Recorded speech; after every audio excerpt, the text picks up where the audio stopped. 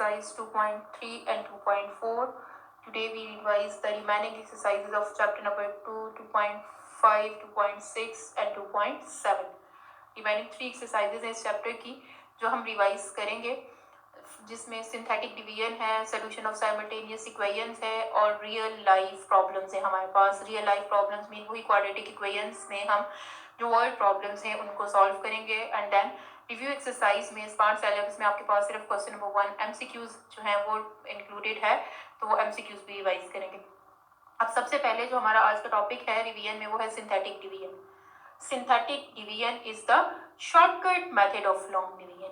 Long division से already आप familiar हैं. लॉन्ग डिवीजन में आपके पास जो हायर डिग्री पॉलिनोमियल होती है उससे लोअर डिग्री पॉलिनोमियल के साथ डिवाइड किया जाता है, बट वो जो है वो कंसिडरेबली जो है वो डिफर करती है एक दूसरे से. कि अगर हमारे पास वेरी उसकी डिवाइडेंड की जो हाईएस्ट पावर है, डिवाइडेंड जो है वो 5th डिग्री पॉलिनोमियल है, तो डिवाइजर 2nd डिग्री भी हो सकता है, 3rd डिग्री भी हो सकता है. तो उस प्रोसीजर पे हम 5th डिग्री से ऑनवर्ड जब जाते हैं तो पहले हम x5 को रिमूव करते हैं, फिर x4 को, फिर x3 को, फिर x2 को, फिर x1 को, कांस्टेंट को. तो यो step by step 5 to 6 steps में वो एक लेंथी प्रोसीजर होता है जिसके साथ हम वो डिवीजन परफॉर्म करते हैं.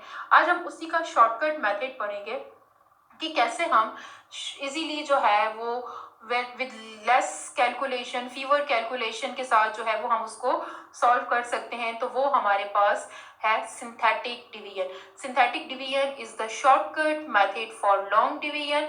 सिंथेटिक डिवीजन शॉर्टकट मेथड है लॉन्ग डिवीजन का, बट ये कंपल्सरी याद रखना है. Synthetic division is applicable if and only if the divisor is a linear polynomial. Divisor must be a linear polynomial, then we can apply synthetic division. Otherwise we cannot apply synthetic division. Otherwise हम synthetic division को apply नहीं कर सकते. अब ये जो हमारे पास है कि हमारे पास x5 से अगर स्टार्ट हो रही है और हमारा डिवाइजर x पावर 1 से स्टार्ट हो रहा है, हम इसको लॉन्ग डिवीजन से जाएंगे तो स्टेप बाय स्टेप बहुत लेंथी स्टेप होंगे, 5 to 6 स्टेप्स होंगे, तब जाके हमारे पास रिमाइंडर आएगा. अब हम इसी चीज को जब सिंथेटिक डिवीजन से सॉल्व करेंगे तो वो हमारे पास विद इन 1 स्टेप इजीली जो है वो आंसर हमें दे देगा. अब डिवीजन में हम 2 चीजें फाइंड आउट करते हैं. हमारे पास डिवाइडेड होता है जिसको हम अंदर रखते हैं, फिर हमारे पास डिवाइजर होता है जो हम बाहर रखते हैं, और फिर हम जब डिवाइडेड को डिवाइजर से डिवाइड करते हैं तो एक चीज हमारे पास आती है क्वोशिएंट, और डिवाइड करते करते लास्ट में एक चीज हमारे पास आती है रिमाइंडर. अब हम यही 2 चीजें जो लॉन्ग डिवीजन से फाइंड करते थे, यही 2 चीजें हम फाइंड करेंगे सिंथेटिक डिवीजन से शॉर्टकट मेथड के साथ, quotient and remainder. How we find the quotient and remainder with the help of synthetic division, and then how we find the unknown values of variables by using synthetic division, by using remainder, by using quotient. कि वही quotient और remainder use करके हम कैसे जो है वो unknown variables या remaining roots जो है वो find out कर सकते हैं. अब अगर हम यहाँ पे देखें तो सिंथेटिक डिवीजन में सबसे पहले divisor x minus r means linear polynomial होगा, तो वो एप्लीकेबल है. तो हमें क्या करना है, हमें डिवाइडेड के सारे कोफिशिएंट्स को रो वाइज प्रॉपर एक स्पेस के साथ लिख देना है.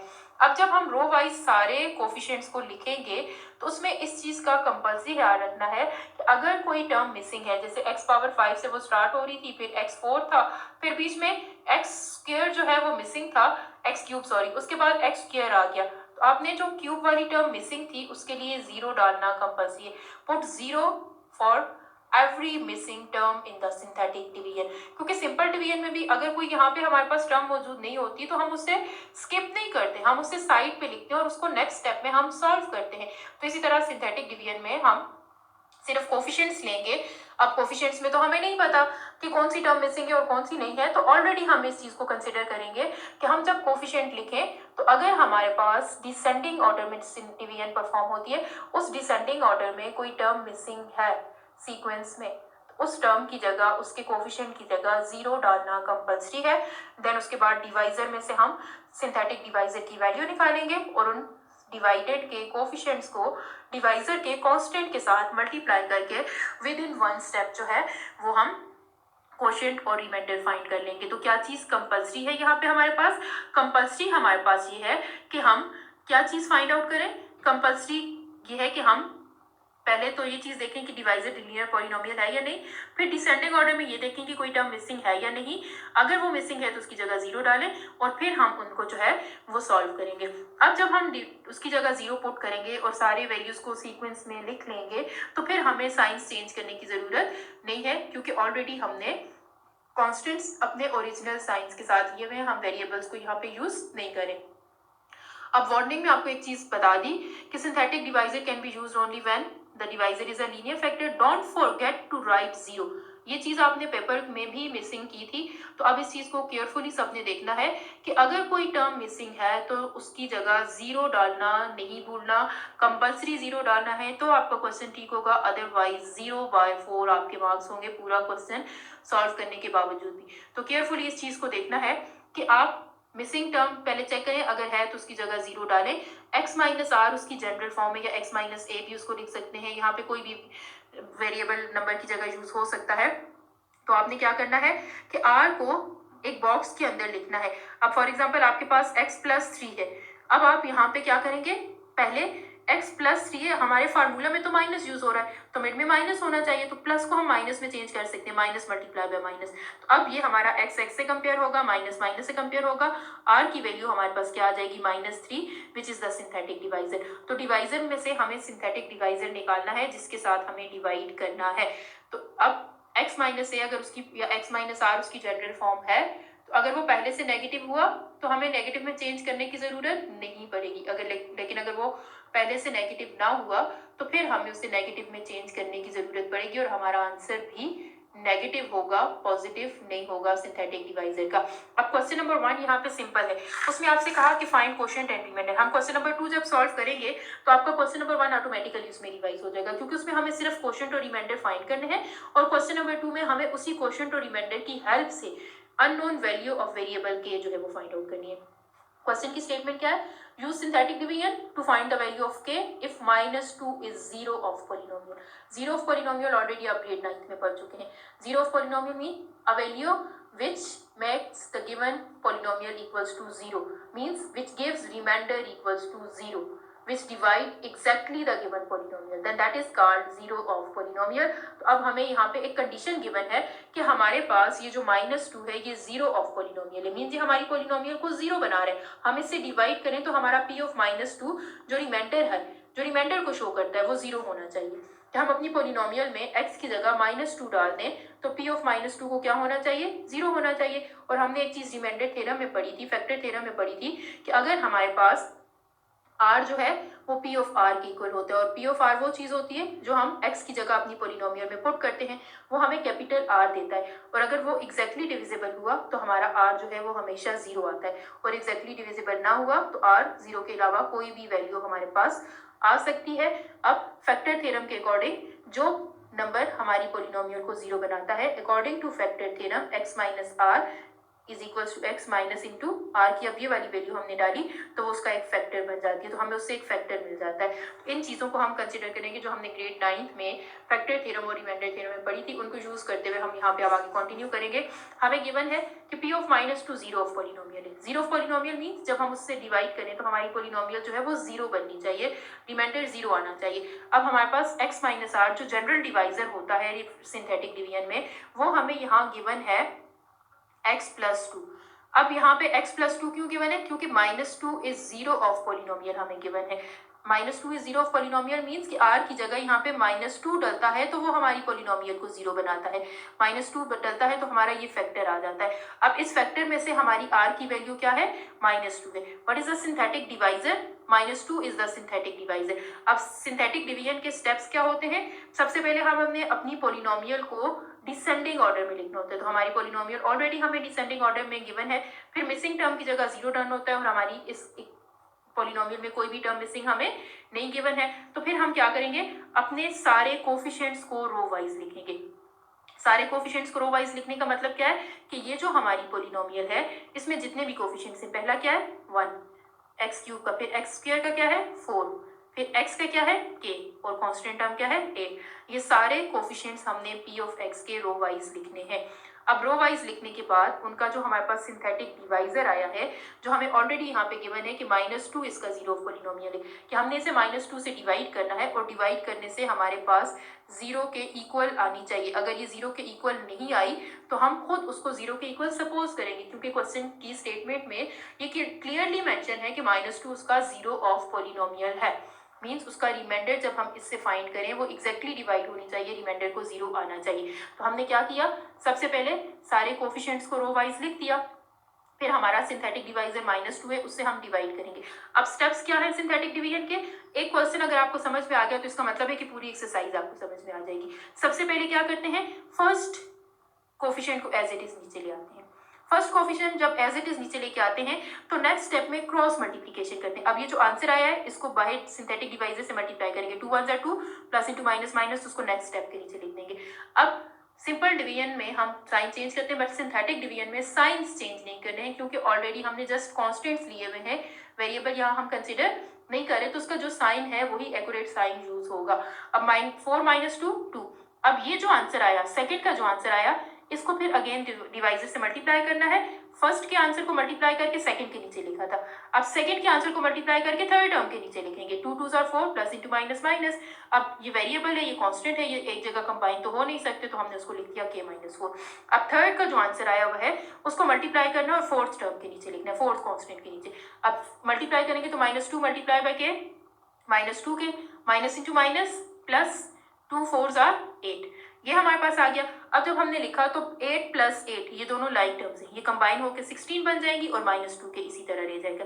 अब आगे कोई टर्म है नहीं जिसके साथ हम मल्टीप्लाई करें, तो हमारे पास क्या होता है, the previous terms gives us the coefficients of quotient and the last term gives us the reminder. ये सिंथेटिक डिवीजन में होता है कि प्रीवियस जितनी भी टर्म्स होती हैं वो मिलकर कोफिशिएंट्स ऑफ क्वोशिएंट बनाती हैं और लास्ट टर्म हमें रिमाइंडर देती है। जैसे सिंपल डिवीजन में भी करें तो ऊपर जो हम लिखते हैं ये क्वोशिएंट होता है और सबसे आखिरी जो टर्म होती है वो हमें रिमाइंडर देती है। तो यहाँ पे भी सबसे लास्ट वाली जो टर्म होगी वो रिमाइंडर देगी और प्रीवियस जितनी भी टर्म्स होंगी, इनको नंबर्स होंगे, इनको मिला के क्वोशिएंट बनाया जाएगा।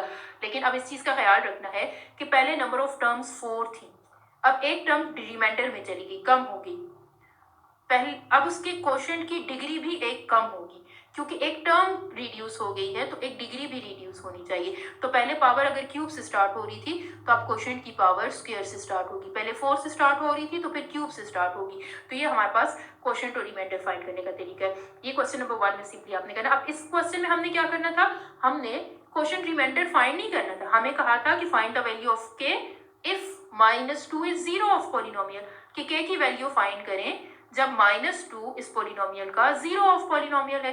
जीरो ऑफ पॉलिनोमियल का मतलब क्या है कि हम अपनी पॉलिनोमियल में अगर ये -2 डालते हैं तो वो जीरो बनता है, रिमाइंडर उसका जीरो आता है।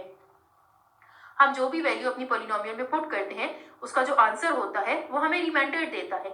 अब हम अगर -2 पुट करें तो हमें बता दिया कि वो उसका जीरो ऑफ पॉलिनोमियल है, वो उसको जीरो बनाता है। तो जीरो बनाने का मतलब क्या है कि उसके रिमाइंडर को क्या होना चाहिए, जीरो होना चाहिए, अकॉर्डिंग टू रिमाइंडर थ्योरम, कि हमारे पास उसके रिमाइंडर को जीरो होना चाहिए। हमारे पास कोई भी पॉलिनोमियल होती थी, हम उसको पी ऑफ आर में चेंज करते थे और फिर स्मॉल आर की कुछ वैल्यूज पुट करते थे अपने डिवाइजर से निकाल के, तो हमारे पास एक कैपिटल आर की वैल्यू आती थी जो उसका रिमाइंडर होता था, फॉर एग्जांपल 4। अब हमें बता दिया कि हमने आर की जो वैल्यू डालनी है वो -2 है और वो उसका जीरो ऑफ पॉलिनोमियल है। जीरो ऑफ पॉलिनोमियल का मतलब है कि हमारे पास ये जो रिमाइंडर आया है इसको जीरो होना चाहिए। अब ये जीरो क्यों नहीं आया, ये इस के की वजह से जीरो नहीं आया। अगर यहाँ पे ये के ना होता तो ये जीरो होता, तो गिवन कंडीशन के अकॉर्डिंग -2 जीरो ऑफ पॉलिनोमियल है तो हम अपने रिमाइंडर को इक्वल टू जीरो रख लेते हैं, क्योंकि जीरो ऑफ पॉलिनोमियल का तो यही मतलब है कि रिमाइंडर को जीरो होना चाहिए। तो रिमाइंडर को इक्वल टू जीरो रखेंगे और उसमें से के को सेपरेट कर लेंगे। के को सेपरेट, पहले एक्स्ट्रा टर्म को शिफ्ट करेंगे फिर अटैच नंबर को शिफ्ट करेंगे, तो हमारे पास के का आंसर क्या आ गया 8। तो जब भी हमने वैल्यू ऑफ वेरिएबल फाइंड करना है तो हम रिमाइंडर को सॉल्व करेंगे, और जब हमें रिमेनिंग रूट्स फाइंड करने हैं तो फिर हम क्वोशिएंट को सॉल्व करेंगे। इस चीज को याद रखना है। सिंथेटिक डिवीजन में अगर आपको सिंपल क्वोशिएंट और रिमाइंडर फाइंड करने का कहा है तो लास्ट टर्म रिमाइंडर है और प्रीवियस जितनी भी टर्म्स हैं वो मिलके क्वोशिएंट बनाएंगी, लेकिन जो पहले पावर दी हुई थी पॉलिनोमियल की उससे 1 डिग्री रिड्यूस हो जाएगी क्वोशिएंट की। 1 डिग्री रिड्यूस क्यों होती है, क्योंकि एक टर्म कम हो जाएगी, एक टर्म रिमाइंडर में चली गई, वो क्वोशिएंट में नहीं आई, एक टर्म कम हो गई तो 1 डिग्री रिड्यूस हो जाएगी। लेकिन अगर हमें अननोन वेरिएबल्स फाइंड करने हैं तो उसके लिए हम रिमाइंडर को सॉल्व करेंगे, और अगर हमें रिमेनिंग रूट्स फाइंड करने हैं। तो रिमेनिंग रूट्स हम क्वोशिएंट को सॉल्व करके फाइंड करेंगे, क्योंकि रिमेनिंग रूट्स हम सिंपल डिवीजन मेथड में भी क्या करते थे, चैप्टर 5 में आपने ग्रेड 9 में जब किया था तो आप क्यूबिक एक्सप्रेशन को जब फैक्टराइज करते थे तो एक आप फाइंड करते थे फैक्टर, उस फैक्टर से डिवाइड करके अपनी एक्सप्रेशन को रिड्यूस करते थे उससे 1 डिग्री लेस में, और फिर उसको फैक्टराइज करके उसकी रिमेनिंग रूट्स जो है वो फाइंड आउट कर लेते थे। तो सेम यही प्रोसीजर यहाँ पे होगा कि हम सिंथेटिक डिवीजन परफॉर्म करके एक टर्म रिमाइंडर में रिड्यूस कर लेंगे, और पीछे जो टर्म्स हमारे पास बचेंगी उनसे जो रिड्यूस हमारे पास फॉर्म में एक्सप्रेशन आएगी उसमें से हम उसको सॉल्व करके उसके रिमेनिंग रूट्स जो है वो फाइंड आउट कर लेंगे। इसी तरह से अब आपके पास क्वेश्चन नंबर 3 में है, आपको अब पी और क्यू की वैल्यूज फाइंड आउट करनी है। क्वेश्चन नंबर 2 में एक वेरिएबल फाइंड करना था जो के था, एक वेरिएबल के लिए एक डिवाइजर दिया हुआ था। अब आपको पी और क्यू दो वेरिएबल की वैल्यू फाइंड करनी है, तो हमें दो फैक्टर्स यहाँ पे गिवन है। फर्स्ट फैक्टर से फर्स्ट सिंथेटिक डिवाइजर निकालेंगे, सेकंड फैक्टर से सेकंड सिंथेटिक डिवाइजर निकालेंगे। अपनी पॉलिनोमियल के सारे कोफिशिएंट्स को रो वाइज लिखेंगे, और रो वाइज लिखने के बाद जो क्या होंगे 1 p q 6 पहले फर्स्ट डिवाइजर से डिवाइड करेंगे, जो आंसर आएगा फिर उसमें से सेकंड डिवाइजर को डिवाइड करेंगे। अब फर्स्ट डिवाइजर से जब हम डिवाइड करें तो फर्स्ट फैक्टर x+1 था, फार्मूला में माइनस होता है, तो जब हम उसको माइनस में चेंज करेंगे तो माइनस इंटू माइनस हो जाएगा। इसका मतलब है कि हमारे पहले फैक्टर में से जो हमारा सिंथेटिक डिवाइजर आया वो -1 है। सेकंड फैक्टर x-2 है, ऑलरेडी मिड में माइनस है, हमें फार्मूला के अकॉर्डिंग उसको माइनस में चेंज करने की जरूरत नहीं है, तो ये 2 हमारा सेकंड सिंथेटिक डिवाइजर हो जाएगा। दो सिंथेटिक डिवाइजर हमें गिवन है। अब इन दोनों डिवाइजर से हम अपनी गिवन पॉलिनोमियल को डिवाइड करते हैं सिंथेटिक डिवीजन की हेल्प से। डिवाइड करने का मतलब क्या है कि अपनी पॉलिनोमियल के सारे कोफिशिएंट्स को रो वाइज लिखें, और फिर उनको डिवाइड करने का रूल क्या है कि पहले फर्स्ट टर्म को एज इट इज नीचे ले आए, और फिर फर्स्ट का जो आंसर है उसको मल्टीप्लाई करें डिवाइजर के साथ, उसको सेकंड टर्म के साथ लिखें। सेकंड को जब सॉल्व करके जो आंसर आया उसको मल्टीप्लाई करें थर्ड के साथ लिखें, थर्ड के आंसर को मल्टीप्लाई करें और नेक्स्ट फोर्थ के साथ अप टू द लास्ट। अब ये लास्ट टर्म है, last term gives us reminder. ये पहला डिवाइजर से हमने डिवाइड किया तो ये पहला रिमाइंडर है। अब सेकंड लिखते हैं और इसी से आगे कंटिन्यू करना है। पहले वाली टर्म एज इट इज उतार लेनी है, पहले का जो आंसर आया उसको मल्टीप्लाई करके सेकंड के साथ लिखना है, फिर सेकंड का जो आंसर आया उसको मल्टीप्लाई करके थर्ड के साथ लिखना है। अब यहाँ पे ये लास्ट टर्म थी, ये तो खत्म हो गया था, ऊपर पहले ही हमने इसको ब्लॉक में कर दिया था, ये रिमाइंडर में चला गया था। अब ये लास्ट टर्म है तो ये सेकंड डिवाइजर्स जब हमने डिवाइड किया जो लास्ट टर्म होगी वो सेकंड रिमाइंडर होगा। हमारे पास दो रिमाइंडर आए। दो रिमाइंडर्स क्यों आए? क्योंकि हमने दो वेरिएबल्स फाइंड करने थे, हमें दो कंडीशंस गिवन थी, दो फैक्टर्स गिवन थे। अब हम उन दोनों फैक्टर से, दोनों रिमाइंडर से 1 बाय 1 सॉल्व करेंगे। अब हमारा रिमाइंडर 1 आया, रिमाइंडर 2 आया, गिवन कंडीशन के अकॉर्डिंग क्या था x+1 और x-2 तो फैक्टर्स हैं p ऑफ x के। फैक्टर्स का मतलब क्या है कि अगर हमारे पास 6 का फैक्टर है 2, 6 का फैक्टर है 3, तो उसको एग्जैक्टली डिवाइड करेगा ना, एग्जैक्टली डिवाइड करेगा, उसको कोई रिमाइंडर नहीं बचेगा। लेकिन अगर हमारे पास 20 है, 20 का फैक्टर है 5, तो वो उसको एग्जैक्टली डिवाइड करेगा। लेकिन अगर यहाँ पे हमारे पास फॉर एग्जांपल आ जाता है 8, तो 8 20 का फैक्टर नहीं है, 8 2 16 आएगा और हमारे पास रिमाइंडर बचेगा। तो इसका मतलब है कि जो नंबर फैक्टर होता है उस नंबर का, उसको एग्जैक्टली डिवाइड करता है। तो इसी तरह से जो एक्सप्रेशन फैक्टर हुए हमारी गिवन पॉलिनोमियल की, वो हम उसको कम एग्जैक्टली डिवाइड करेगी। अब ये उसके फैक्टर्स हमें गिवन थे। फैक्टर्स का मतलब है कि हम इससे डिवाइड करें तो रिमाइंडर 0 होना चाहिए था, फर्स्ट फैक्टर से जो फर्स्ट रिमाइंडर आया ये नहीं आना चाहिए था, सेकंड फैक्टर से जो सेकंड रिमाइंडर आया ये भी 0 होना चाहिए था। तो हमारे पास फर्स्ट रिमाइंडर को इक्वल टू 0 रख के फर्स्ट इक्वेशन बनी, सेकंड रिमाइंडर को इक्वल टू 0 रख के सेकंड इक्वेशन बनी। अब हम इन दोनों इक्वेशंस को साइमल्टेनियसली सॉल्व करेंगे और p और q की वैल्यू फाइंड करेंगे। और सेम इसी पैटर्न पे आपके पास एक क्वेश्चन नंबर 4 है, उसमें a और b का अल्फाबेट ए और बी यूज हुए इंस्टेड ऑफ पी और क्यू। पी और क्यू के बजाय ए और बी यूज हुए, वहां पे अगेन आपको दो फैक्टर्स गिवन है, उन दोनों फैक्टर्स से आपने 1 बाय 1 उसको सॉल्व करके ए और बी की वैल्यू फाइंड आउट करनी है। और नेक्स्ट जो क्वेश्चंस हैं उनमें क्या करना है, उन क्वेश्चंस में हमें रिमेनिंग रूट्स फाइंड करने हैं। वैल्यू ऑफ वेरिएबल के लिए रिमाइंडर सॉल्व होगा, रिमेनिंग रूट्स के लिए क्वोशिएंट सॉल्व होगा। मींस करना हमें अगेन सिंथेटिक डिवीजन सॉल्व करनी है, लेकिन अब हम रिमाइंडर को बॉदर नहीं करेंगे। अब हम जो चीज कंसिडर करेंगे वो हमारा क्वोशिएंट होगा। अब हमें क्वेश्चन नंबर 6 में क्या कहा, क्वेश्चन नंबर 5 आपके कोर्स में इंक्लूडेड नहीं है, लेकिन अगर आपको क्वेश्चन नंबर 6 समझ में आ जाता है तो 6 में आपने दो रूट्स फाइंड करने, 5th में आपने एक ही रूट फाइंड करना है। तो दो रूट्स फाइंड करने का मतलब है कि एक रूट फाइंड करना ऑटोमेटिकली आपको आ जाना चाहिए। अब आपको क्वेश्चन नंबर 6 में क्या दिया है, -1 and 2 आर द रूट्स। -1 और 2 जो है वो इस क्वाड्रेटिक इक्वेशन के रूट्स हैं। Find the other roots. Equation is quadratic means it is highest power 4, 2 roots are given, so we have to find the remaining 2 roots. हमें रिमेनिंग 2 रूट्स फाइंड आउट करने हैं। 2 रूट्स हमें given है, total 4 roots होने चाहिए quadratic equation के, तो remaining 2 जो है वो हमें फाइंड आउट करने हैं। अब हमें सोल्यूशन में क्या गिवन है, पॉलिनोमियल, क्वाड्रेटिक पॉलिनोमियल गिवन है, 2 रूट्स उसके हमें गिवन है। रूट्स का मतलब है कि वो उसके फैक्टर्स हैं, रूट्स ये फैक्टर्स, और zero of polynomial means this divides exactly the given polynomial, वो उसको एग्जैक्टली डिवाइड करते हैं। तो सिंथेटिक डिवीजन से जब हम उसको सॉल्व करेंगे, पहले हम अपने फर्स्ट रूट से सॉल्व कर लेते हैं। जब हमने सॉल्व किया तो हमारे पास रिमाइंडर 0 आया। अब रिमाइंडर 0 क्यों आया, क्योंकि कहीं पे कोई एक्स्ट्रा वेरिएबल यूज ही नहीं हो रहा था। रिमाइंडर 0 तब नहीं आता जब हमें स्टेटमेंट में ये बात बता दी जाती है कि इसका रूट है, इसका फैक्टर है, फिर भी रिमाइंडर 0 नहीं आता। रिमाइंडर 0 इसलिए नहीं आता कि उसमें कोई एक्स्ट्रा वेरिएबल यूज हो रहा होता है। अब इस क्वेश्चन में कोई एक्स्ट्रा वेरिएबल यूज नहीं हुआ, हर वेरिएबल के साथ कोफिशिएंट में एक नंबर था, तो हमारे पास जब हमने सॉल्व किया तो रिमाइंडर 0 आया। अब हमने एक टर्म एक्सक्लूड कर दी, अब ये जो प्रीवियस टर्म्स है इनके साथ हम डिवाइड करेंगे दोबारा सेकंड रूट से डिवाइड किया तो सेकंड रिमाइंडर आया, वो भी 0 आया, because it is root and there is no extra variable present in the polynomial. तो हमारे पास दोनों रिमाइंडर 0 आए। अब x पावर 4 से ये स्टार्ट हो रही थी, x पावर 4 से स्टार्ट हुई तो यहाँ पे आके एक टर्म कम हो गई, तो ये x पावर 3 से स्टार्ट होना शुरू होगी। फिर यहाँ पे आके एक टर्म और कम हो गई, तो ये किससे स्टार्ट होगी, एक्स स्क्वायर से।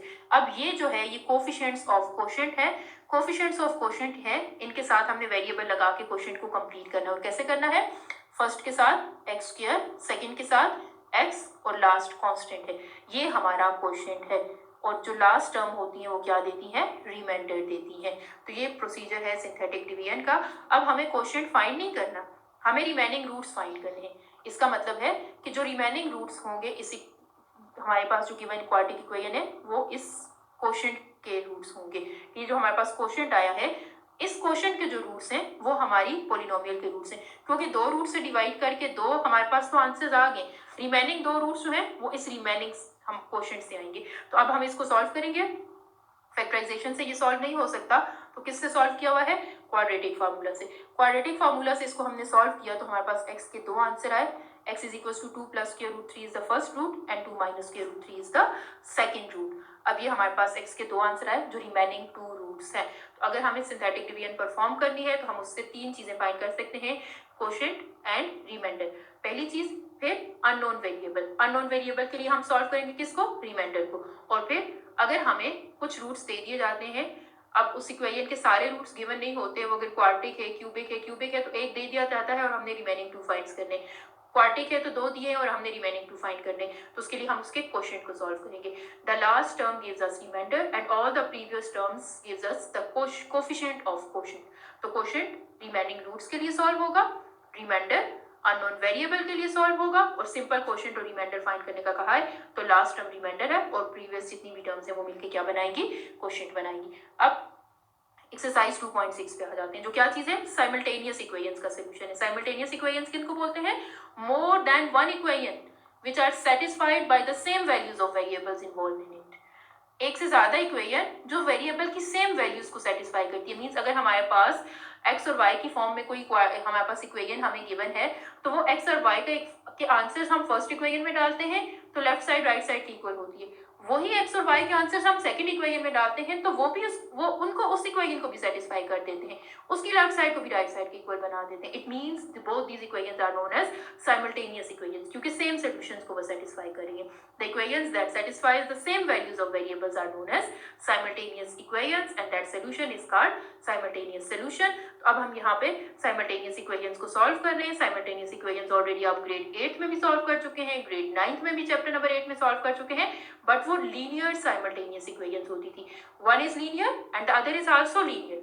2 लीनियर साइमल्टेनियस इक्वेशंस आपको गिवन होती थी 2 वेरिएबल्स के साथ, तो आप उनको इक्वेटिंग कोफिशिएंट से सॉल्व करते थे, या फिर आप उनको क्रॉस मल्टीप्लिकेशन से सॉल्व करते थे, या एलिमिनेशन सब्स्टिट्यूशन से सॉल्व करते थे। बट अब यहाँ पे आपकी 2 कैटेगरीज हैं जो न्यू कैटेगरीज हैं, solve the simultaneous equations when one equation is quadratic and the other is linear when both the equations are quadratic.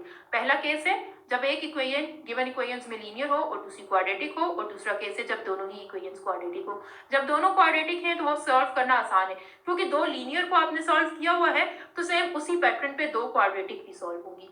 उनके लिए कोई एक्स्ट्रा चीज नहीं है, सिर्फ उनके सॉल्यूशंस पहले एक एक आते थे तो अब दो दो आएंगे. लेकिन जब एक लीनियर है और एक क्वाड्रेटिक है तो उनको आपने कैसे सॉल्व करना है. एक लीनियर है, एक क्वाड्रेटिक है. लीनियर मीन्स हाईएस्ट पावर 1 है और क्वाड्रेटिक मीन हाईएस्ट पावर 2 है. तो आपको दो इक्वेशंस गिवन है, साइमल्टेनियस इक्वेशंस, इन्हें हमने सॉल्व करना है. One is linear and the other is quadratic and we have to find the solution set. अब हमें इनका सॉल्यूशन सेट फाइंड करना है. अब हम अनलाइक टर्म्स को ऐड और सब्ट्रैक्ट नहीं कर सकते. हम इसको इसके साथ ऐड और सब्ट्रैक्ट नहीं कर सकते, क्योंकि एक्स स्क्वायर के साथ ना ऐड हो सकता है ना सब्ट्रैक्ट हो सकता है. इसी तरह वाई स्क्वायर के साथ ना ही ऐड हो सकता है ना ही सब्ट्रैक्ट हो सकता है. इसका मतलब है डायरेक्ट एडिशन सब्ट्रैक्शन तो पॉसिबल है नहीं, क्योंकि अनलाइक टर्म्स है.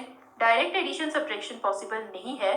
तो एक चीज तो पॉसिबल है कि हम किसी वेरिएबल को एलिमिनेट करके दूसरे में सब्स्टिट्यूट कर दें. हम यहाँ पे क्या करते हैं, अपनी लीनियर इक्वेशन में से वेरिएबल x या वेरिएबल y को एलिमिनेट करेंगे, अलग करेंगे, और फिर उसको दूसरी इक्वेशन जो क्वाड्रेटिक इक्वेशन है उसमें सब्स्टिट्यूट कर देंगे. तो अगर हम यहाँ से y को एलिमिनेट करते हैं, हम उसको वेरिएबल को एलिमिनेट करेंगे, कोशिश करेंगे जिसका कोफिशिएंट 1 हो, ताकि हमारे पास फ्रैक्शन फॉर्म में आंसर आए. क्योंकि जो वेरिएबल के साथ जो नंबर मल्टीप्लाई होता है वो दूसरी साइड पे जाके डिवाइड होता है. तो हम कोशिश करेंगे कि हम वो वाला वेरिएबल एलिमिनेट करें, क्योंकि कोई रिस्ट्रिक्शन नहीं है कि हमें x को एलिमिनेट करना है या y को, हमें किसी एक को एलिमिनेट करना है. तो हम कोशिश करेंगे कि हम वो वेरिएबल एलिमिनेट करें जिसका कोफिशिएंट 1 है. दोनों के कोफिशिएंट जो है वो अदर देन 1 है, तो फिर तो वो एक एक्सेप्शनल केस है कि हमें किसी एक को एलिमिनेट करके फ्रैक्शन की फॉर्म में ही सब्स्टिट्यूशन करनी पड़ेगी. बट अगर हमारे पास लीनियर इक्वेशन में एक वेरिएबल कोफिशिएंट 1 के साथ है तो हम उसको एलिमिनेट करते हैं. जैसे अगर हम यहाँ पे y को एलिमिनेट करें तो y यहाँ पे छोड़ दें, 2x दूसरी साइड पे जाके -2x हो जाएगा. अब y के साथ माइनस भी है तो -1 से दोनों तरफ मल्टीप्लाई कर दें तो y किसके इक्वल हो गया, y is equals to 2x - 3. अब लीनियर में से हमने y को अलग किया तो यही y की जो वैल्यू हमने अलग की है इसे हम क्वाड्रेटिक में पुट कर देंगे.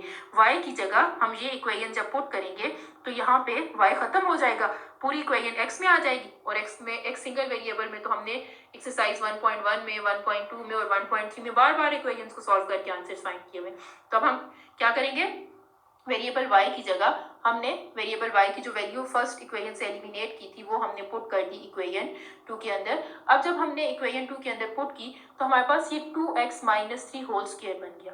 क्योंकि y स्क्वायर था, y की जगह हमने 2x - 3 पुट किया और उसके ऊपर होल स्क्वायर है, उसकी पूरी वैल्यू पे स्क्वायर आएगा. क्योंकि y पे स्क्वायर था तो y की पूरी वैल्यू पे स्क्वायर होगा.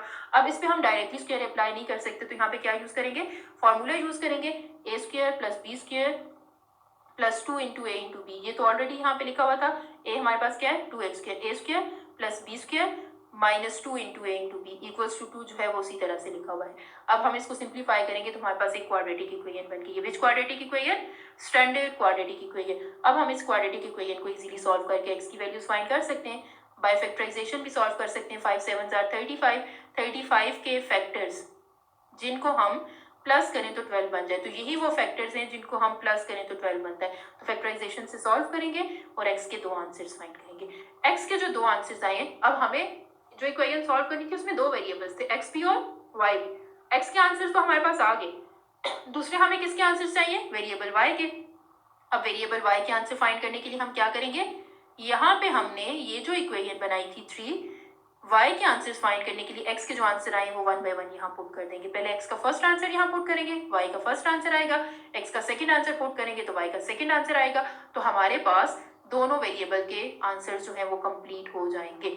अब हमने x की फर्स्ट वैल्यू जब पुट की तो y का फर्स्ट आंसर आया, x की सेकंड वैल्यू जब पुट करेंगे इक्वेशन 3 में जो हमने जहाँ पे y को एलिमिनेट किया था तो y का सेकंड आंसर आया. अब x की फर्स्ट वैल्यू पुट करने से y का फर्स्ट आंसर आया, x की सेकंड वैल्यू पुट करने से y का सेकंड आंसर आया.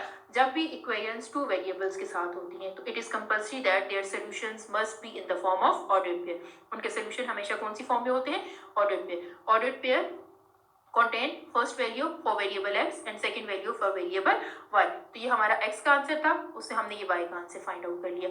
अब अगर हम सॉल्व करते हैं, हमारे पास पहले आंसर y का आ जाता है, y का पुट करने से हम x का फाइंड करते हैं, बट जब हम सोल्यूशन सेट में वो लिखेंगे, सोल्यूशन सेट में जब लिखेंगे तो हम x के आंसर को हमेशा पहले और y के आंसर को बाद में लिखेंगे कि x की वैल्यू हमने हमारे पास जो आई है रेलिवेंट टू वेरिएबल y, तो वो एक ऑर्डर्ड पेयर कंप्लीट करेगी। अब हमारे पास ऑर्डर्ड पेयर कंप्लीट कैसे हुआ, हमने x की वैल्यू फर्स्ट 1 पुट की तो हमारे पास y का आंसर 1 आया, तो ये हमारा पहला ऑर्डर्ड पेयर बन गया। फिर x की सेकंड वैल्यू 7/5 पुट की, y का आंसर 1-1/5 आया, तो x 7/5 था, y -1/5 आया, तो ये हमारा सेकंड ऑर्डर पेयर है। अब x y सोल्यूशन सेट हमेशा x और y की फॉर्म में होता है और सोल्यूशन सेट ब्रेसेस के अंदर लिखा जाता है। हमने पहला ऑर्डर पेयर लिखा, फिर कॉमा डाला, दूसरा ऑर्डर पेयर लिखा और साइड पे ब्रेसेस डाल दी, so it becomes solution set. तो सोल्यूशन सेट को प्रॉपर्ली लिखना है, केयरफुली लिखना है। सोल्यूशन सेट में लिखते हुए लास्ट टाइम भी आपके पेपर में मिस्टेक थी, आप सोल्यूशन सेट को प्रॉपर्ली नहीं लिखते थे कि जो x का आंसर पुट करने से y का आएगा, या जो y का आंसर आपने पहले फाइंड कर लिया उसको पुट करने से जो x का आंसर आएगा, वो दोनों मिलके एक ऑर्डर पेयर कंप्लीट करेंगे। फिर x की दूसरी वैल्यू और y उससे कॉरेस्पॉन्डिंग y की जो दूसरी वैल्यू होगी वो सेकंड ऑर्डर पेयर कंप्लीट करेंगे, और दोनों ऑर्डर पेयर्स को एक ही दफा ब्रेसेस के अंदर लिखना है, दोनों के अलग अलग सोल्यूशन सेट नहीं बनाने हैं। अब आपने पेपर में भी ये किया था, इसको लिख के एक सोल्यूशन सेट बना दिया था, दूसरी वैल्यू को लिख, दूसरे ऑर्डर पेयर को लिख के दूसरा सोल्यूशन। तो सोल्यूशन सेट हमेशा एक ही बनता है, एक ही सोल्यूशन सेट के अंदर वेरिएबल हमें क्वाड्रेटिक इक्वेशन भी साथ गिवन थी, तो क्वाड्रेटिक की वजह से दो एलिमेंट्स उसके सोल्यूशन में आएंगे। अब सिंपल लीनियर इक्वेशन 1 वेरिएबल के साथ हो तो वो एलिमेंट्स होते हैं सोल्यूशन सेट में, लीनियर इक्वेशन 2 वेरिएबल के साथ है तो दो वेरिएबल हमेशा ऑर्डर्ड पेयर बनाते हैं। तो हमारा ये first order pair first element है, second order pair second element है। हमारे पास क्वाड्रेटिक इक्वेशन भी थी, तो क्वाड्रेटिक इक्वेशन की वजह से हमारे पास दो सोल्यूशंस आए हैं। ये दो सोल्यूशन है, first order pair first solution है और second order pair second solution है, क्योंकि हमें जो इक्वेशन गिवन थी लीनियर के साथ साथ उसमें एक साइमल्टेनियस इक्वेशन भी, क्वाड्रेटिक साइमल्टेनियस इक्वेशन भी थी, तो क्वाड्रेटिक की वजह से हमारे पास दो ऑर्डर पेयर सोल्यूशन में आए हैं। If the equation contains only one variable then solution set is a number, is an element, वो एलिमेंट की फॉर्म में होगा। But if the equations contain two variables then its solution set must be contain ordered pair, और ordered pair को sequence में लिखना है, पहले x की वैल्यू और फिर y की वैल्यू, वो एक ऑर्डर पेयर होगा, कॉमा डाल के दूसरा ऑर्डर पेयर डालेंगे, जितने भी ऑर्डर पेयर्स आएंगे वो सारे डालने के बाद स्टार्ट पे और एंड पे ब्रेसेस डालेंगे, तो आपका एक कंप्लीट सोल्यूशन सेट होगा उन साइमल्टेनियस इक्वेशंस के लिए। अब नेक्स्ट आपके पास जो कैटेगरी है वो यहाँ पे क्या है, ये फर्स्ट से लेकर आपके पास फोर्थ पार्ट तक जो है मेंशन, एक लीनियर है एक क्वाड्रेटिक है, एक लीनियर है एक क्वाड्रेटिक है, लीनियर और क्वाड्रेटिक। तो करना क्या है, लीनियर में से वैल्यू निकाल के क्वाड्रेटिक में सब्स्टिट्यूट कर देनी है, और फिर एक वेरिएबल का आंसर जब आ जाएगा तो दूसरे वेरिएबल का उसी वेरिएबल को वापस पुट करके फाइंड हम कर सकते हैं इजीली। लेकिन यहाँ से ऑनवर्ड जो क्वेश्चन है उसमें फर्स्ट भी क्वाड्रेटिक है सेकंड भी क्वाड्रेटिक है, फर्स्ट भी क्वाड्रेटिक है सेकंड भी क्वाड्रेटिक है। अब इसका मतलब है लाइक टर्म्स आ रही है and we can add like and like terms, add and subtract like terms. तो यहाँ पे डायरेक्टली आपको सॉल्व करना है जैसे आप प्रीवियस क्लासेस में करते थे, लीनियर के लिए जैसे करते थे, यहाँ पे क्वाड्रेटिक के लिए भी सेम वही चीज होगी कि आपने क्या कर देना है, इनके किसी एक वेरिएबल के कोफिशिएंट को सेम बनाना है। जैसे हम यहाँ पे चाहें तो हम 1 इस इक्वेशन को 5 से मल्टीप्लाई करें, वाई स्क्वायर का कोफिशिएंट 1 से क्या बन जाएगा 5, दोनों इक्वेशन में वाई का कोफिशिएंट सेम हो जाएगा तो हम उन्हें ऐड सब्ट्रैक्ट करके सॉल्व कर सकते हैं। अब जैसे यहाँ पे किया हुआ है कि हमारे पास दो इक्वेशन है, हमारे पास वेरिएबल y का कोफिशिएंट 1 है, हम इस इक्वेशन को सेकंड इक्वेशन को y से 5 से मल्टीप्लाई करके इसका y स्क्वायर के साथ भी कोफिशिएंट 5 बना देंगे। अब फर्स्ट इक्वेशन में भी y स्क्वायर के साथ 5 है, नई जो थर्ड इक्वेशन बनी उसमें भी y स्क्वायर के साथ 5 है, तो हम इन इक्वेशन को सॉल्व करके y कैंसिल हो जाएगा, x का आंसर आ जाएगा। x के हमारे पास दो आंसर आए क्योंकि ये हमारे पास क्वाड्रेटिक इक्वेशन में हमने सॉल्व किया है।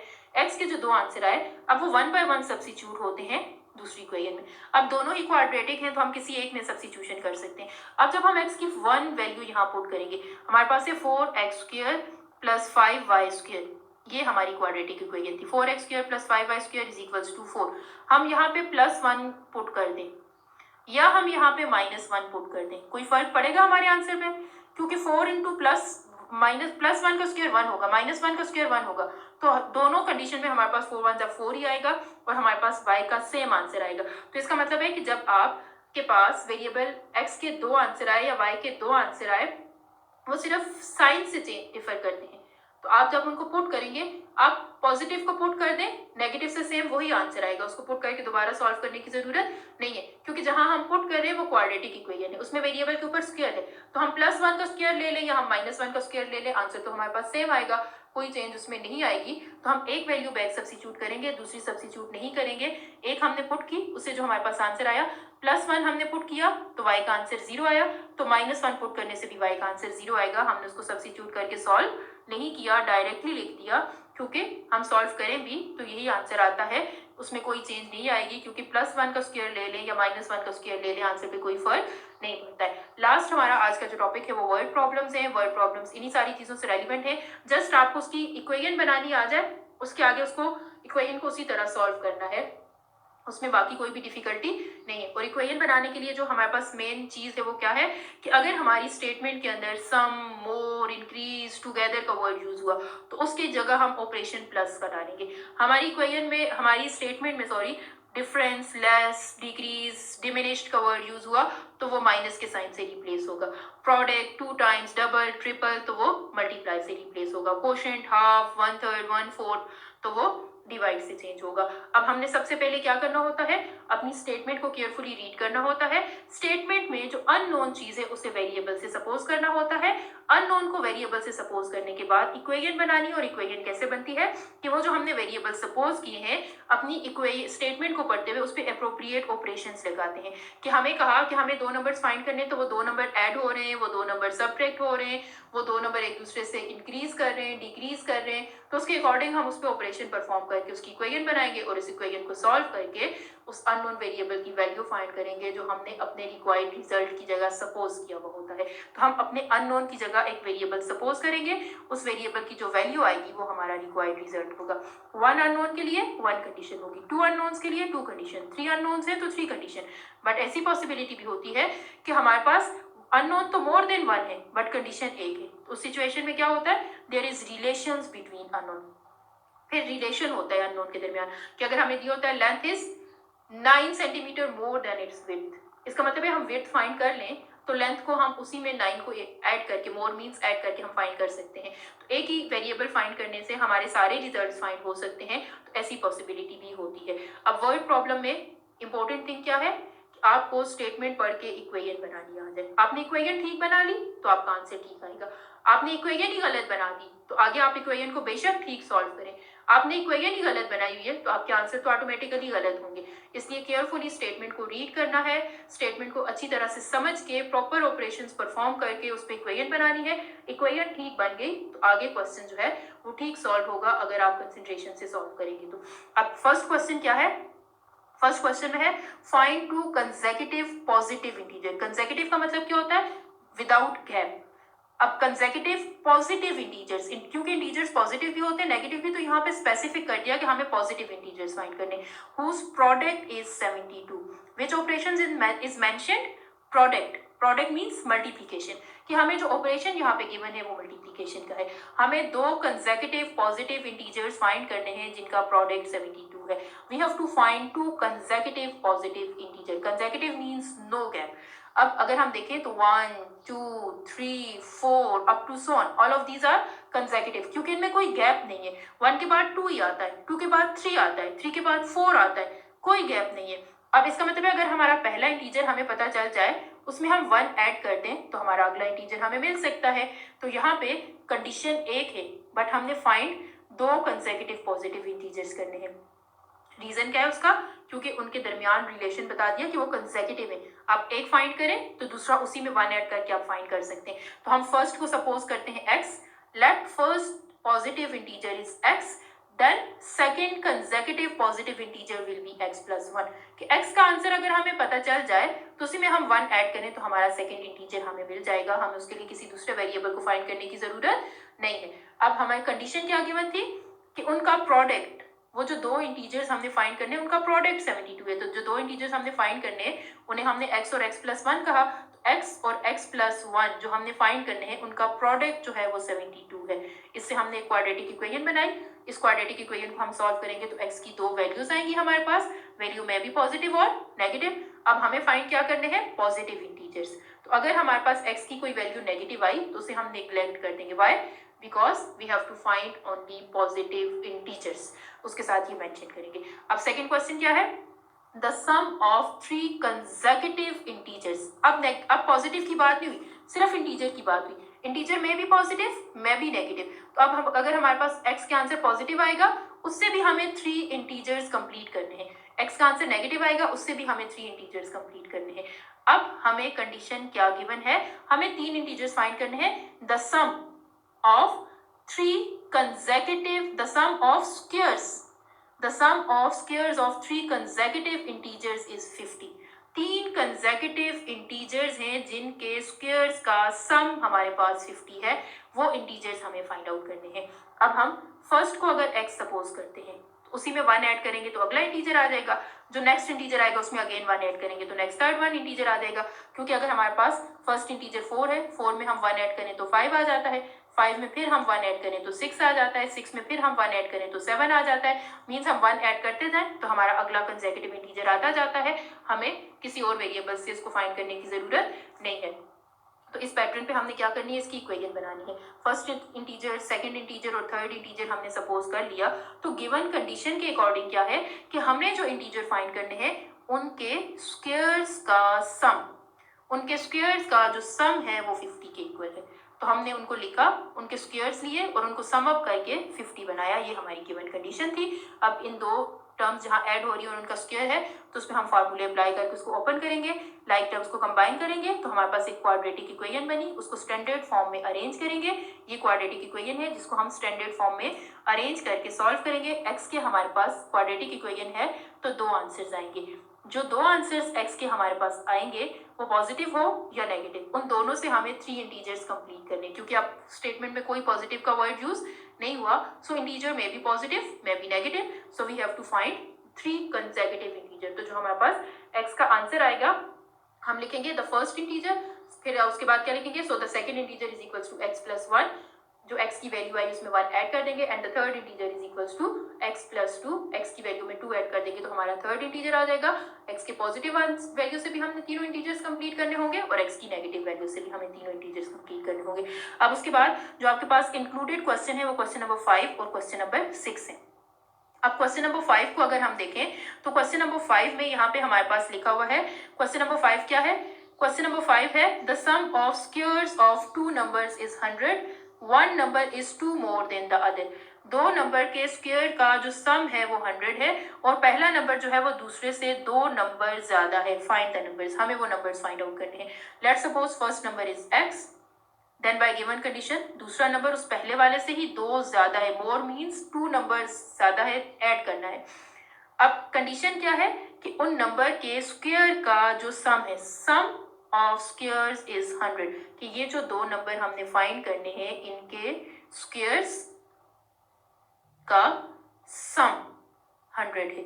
अब इससे हमारे पास एक क्वाड्रेटिक इक्वेशन बनेगी, उस क्वाड्रेटिक इक्वेशन को हम सॉल्व करेंगे, x के 2 आंसर आएंगे, x के पहले आंसर से हम वो नंबर फाइंड करेंगे और x के दूसरे आंसर से भी वो 2 रिक्वायर्ड नंबर फाइंड करेंगे। x का जो आंसर होगा वो फर्स्ट नंबर होगा और x का जो आंसर आएगा उसमें हम 2 ऐड करेंगे तो वो हमारा सेकंड रिक्वायर्ड नंबर हो जाएगा। तो हम क्या करेंगे, let suppose first required number is equals to x, then by given condition second number will be x plus 2, क्योंकि हमें बता दिया कि पहला नंबर दूसरे नंबर से 5 मोर है, मोर मीन्स ज्यादा है। मोर के लिए जो ऑपरेशन यूज होता है वो एडिशन का ऑपरेशन होता है। अब यहाँ पे इसी पैटर्न पे क्वेश्चन नंबर 6 है। क्वेश्चन नंबर 6 में क्या कहा, the area of a rectangular field is 252, area हमें गिवन है 252 मीटर स्क्वायर, स्क्वायर मीटर का मतलब है metre square. The length of its side is 9 metre longer than its width, जो लेंथ है वो विड्थ से ही 9 मीटर लॉन्गर है, लेंथ जो है वो विड्थ से 9 मीटर लॉन्गर है। तो हम सपोज कर लेंगे let width is equals to x, then length is equals to x plus 9, कि अगर विड्थ का आंसर x है तो उसी विड्थ में हम 9 ऐड कर दें तो हमारे पास लेंथ आ जाएगी। अब इसका मतलब है कि एक वेरिएबल x हम फाइंड करेंगे वो विड्थ होगी और उसी में 9 ऐड कर देंगे तो वो लेंथ होगी, क्योंकि एक ही कंडीशन हमें गिवन है, हमें सिर्फ एक कंडीशन गिवन है। तो इसका मतलब है एक वेरिएबल से हम दोनों चीजें फाइंड कर सकते हैं, अननोन थिंग्स के दरमियान रिलेशन है। तो क्या बन जाएगा, एरिया हमें पता है लेंथ मल्टीप्लाई बाय विड्थ होता है, जो हमें किसकी इक्वल गिवन है 252, length is here x x + 9 and width is x = 252। इस इक्वेशन को सॉल्व करके क्वाड्रेटिक इक्वेशन में इंट्रोड्यूस करेंगे, क्वाड्रेटिक इक्वेशन को सॉल्व करके x की वैल्यू फाइंड करेंगे और यहाँ पे x की जो वैल्यूज आएंगी, अगर वहाँ यहाँ पे कोई नेगेटिव वैल्यू आ जाती है तो उसको कंसिडर करेंगे, उसको कंसिडर नहीं करेंगे, उसको लिख देंगे निग्लेक्टिंग x = माइनस जो भी नंबर आएगा, because length and width can not be negative. Zero and negative numbers are not admissible for length and width, are not possible for length and width. We can not find length width with negative values. Negative के साथ हम length और width find नहीं कर सकते, तो उनको हम नेग्लेक्ट कर देंगे। इसी पैटर्न पे क्वेश्चन नंबर 8 हमें गिवन है। क्वेश्चन नंबर 8 पे जो आपका इंक्लूडेड सिलेबस में है, वहां पे क्या है, the length of one side of a right angle triangle exceeds the other by 3 centimetre. एक ट्राइंगल की जो एक साइड है वो दूसरी से 3 सेंटीमीटर एक्सीड मीन्स ज्यादा है, तो एक अगर x है तो दूसरी उसी से 3 सेंटीमीटर ज्यादा है, ये हमें बता दिया। और फिर कहा कि हाइपोटेन्यूज जो है वो उसी ट्राइंगल का, हाइपोटेन्यूज जो है वो 15 है, तो उस ट्राइंगल की साइड्स फाइंड करें जो एक राइट एंगल ट्राइंगल है। तो राइट एंगल ट्राइंगल क्या चीज सेटिस्फाई करती है, Pythagoras theorem. Hypotenuse whole square is equals to base whole square plus perpendicular whole square. सबसे बड़ी साइड को हाइपोटेन्यूज होना कंपल्सरी है, बाकी दोनों में से कोई भी एक बेस और एक परपेंडिकुलर होगी। Let's suppose this is base, then this becomes perpendicular. तो ये वैल्यूज पुट करके हमने इस क्वेश्चन को इसी तरह सॉल्व करना है कि हमें हाइपोटेन्यूज गिवन है, length of other two sides हमने फाइंड करनी है और फार्मूला हम hypotenuse whole square is equals to base square plus perpendicular use करेंगे, because in the statement the triangle is mentioned as right angle triangle and right angle triangle satisfied Pythagoras theorem। अब हमने एक side को अगर x suppose किया, let's suppose this is base, क्योंकि right angle triangle में specific नाम होते हैं बेस, परपेंडिकुलर, हाइपोटेन्यूज। तो दूसरी साइड क्वेश्चन की स्टेटमेंट में कहा कि उसी से 3 सेंटीमीटर मोर है, ज्यादा है, तो x + 3 हो जाएगी। अब जब हम उसको पाइथागोरस थ्योरम में डालेंगे तो हमारे पास एक क्वाड्रेटिक इक्वेशन आएगी और उस क्वाड्रेटिक इक्वेशन को हम सॉल्व करके वेरिएबल x के दो आंसर्स फाइंड करेंगे। उन दोनों में से जो पॉजिटिव होगा उससे अपनी साइड्स कंप्लीट करेंगे, जो नेगेटिव होगा उससे नेग्लेक्ट कर देंगे, because length can not be negative. तो इसके साथ आपका चैप्टर नंबर 2 कंप्लीट हो गया है। अब चैप्टर नंबर 2 से रेलिवेंट जितनी भी डेफिनेशंस हैं, टर्म्स हैं, उनको केयरफुली रीड करना है। एमसीक्यूज में से, एग्जांपल्स में से आपने हाईलाइट करना है एमसीक्यूज को और समरी को केयरफुली रीड करना है, क्योंकि हर चैप्टर की समरी आपके पास इंक्लूडेड है और समरी में एंड पे वही सारी डेफिनेशंस, वही सारी चीजें जो है वो दोबारा से आपका पूरा चैप्टर रिवाइज करवा रही होती हैं। तो समरी को अगेन सबने केयरफुली रीड करना है। चैप्टर नंबर 2 के जो रिव्यू एक्सरसाइज में एमसीक्यूज हैं वो आपको ऑलरेडी सॉल्व भी करवाए हुए हैं, मार्क भी करवाए हुए हैं। दोबारा से बता देती हूँ कि अगर किसी के पास मार्क नहीं है, if the sum of roots of, ये जो हमारे पास है sum of roots of this equation, ये हमें जो इक्वेशन गिवन है इस इक्वेशन के रूट्स का सम -1 है, then find the product of roots. हमें प्रोडक्ट ऑफ रूट्स फाइंड करने हैं। सम ऑफ रूट्स का मतलब क्या है, अल्फा प्लस बीटा हमें गिवन है -1, हमने फाइंड करना है अल्फा बीटा। अल्फा बीटा हमें यहाँ फाइंड करना है जो इस इक्वेशन का प्रोडक्ट ऑफ रूट्स होगा। अब सम ऑफ रूट्स किसके इक्वल होते हैं, -b/a। अल्फा प्लस बीटा जो होते हैं वो -b/a के इक्वल होते हैं, तो उस फार्मूला से हम इसको सॉल्व करेंगे तो हमारे पास आंसर क्या आएगा, 2। The sum of roots of a quadratic equation is 2। Next MCQs में है दो, जो सम ऑफ रूट्स है इक्वेशन का वो 2 है, and the sum of cubes of roots, sum of root mean alpha plus beta जो है वो क्या है, 2, and sum of cubes of roots, sum of cubes of roots जो है, जो क्यूब्स हैं उनका जो सम है वो 98 है। हमने इक्वेशन फाइंड करनी है। इक्वेशन के लिए हमें पता है फार्मूला होता है x² - sx + p = 0। s mean sum of roots होता है जो ऑलरेडी हमें पता है, p means product of roots होता है जो अल्फा बीटा है वो हमें फाइंड करना है। तो हम क्या करेंगे, ये जो है इसको क्यूब के फार्मूला से सम ऑफ रूट और प्रोडक्ट ऑफ रूट में चेंज करेंगे। सम ऑफ रूट जहां जहां होगा वहां 2 डाल देंगे और जहां प्रोडक्ट ऑफ रूट होगा हम उसको सेपरेट करके उसकी वैल्यू फाइंड करेंगे। तो हमारे पास क्या आंसर आएगा, x² - 2x - 15 = 0। नेक्स्ट है, if ABC are any positive real number, ABC कोई भी पॉजिटिव रियल नंबर है, then both the roots of equation are always, तो दोनों रूट्स को क्या होना चाहिए, रियल एंड पॉजिटिव होना चाहिए, रियल एंड नेगेटिव होना चाहिए, रैशनल एंड अनइक्वल होना चाहिए। अब अगर वो पॉजिटिव है तो पॉजिटिव के साथ तो हमारे पास आंसर इक्वल भी आ सकता है, अनइक्वल भी। ये तो नहीं बताया कि उसका डिस्क्रिमिनेंट कौन सी नेचर को डिटरमिन कर रहा है, तो इसका मतलब क्या है, नन ऑफ दीज। यहाँ पे सारी पॉसिबिलिटीज जो है वो होल्ड कर सकती है, ऑल ऑफ दीज वाला ऑप्शन नहीं है, हम किसी एक को यहाँ पे सिलेक्ट नहीं कर सकते, सारी चीजें पॉसिबल है, तो नन ऑफ दीज को मार्क कर देंगे। लास्ट एमसीक्यू है आपके पास, लास्ट एमसीक्यू में क्या मेंशन है, अगर a और b इसके रूट्स हैं तो 1/a + 1/b कैसे फाइंड करेंगे?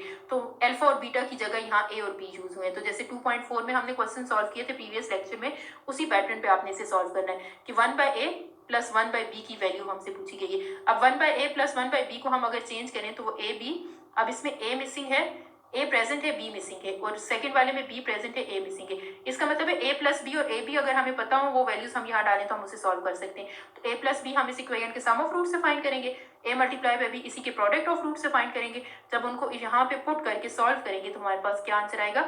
3/7। तो इसके साथ आपका चैप्टर नंबर 2 जो है वो रिवीजन में कंप्लीट हो गया है। आपने प्रीवियस लेक्चर में 2.1 2 3 4 तक पढ़ लिया था। आज आपने क्या करना है? 2.5 6 7 के क्वेश्चंस प्लस एग्जांपल्स की प्रैक्टिस करनी है, और ये लास्ट आपके पास एक्सरसाइज थी। तो देन आपने समरी को रीड करना है, सारे एमसीक्यूज को हाईलाइट करना है, और रिव्यू एक्सरसाइज में जो एमसीक्यूज हैं उनको भी दोबारा से रिवाइज करना है, और जो सॉल्व करने वाले एमसीक्यूज अभी आपको बताए हैं सेम इसी पैटर्न पे आपने उनको सॉल्व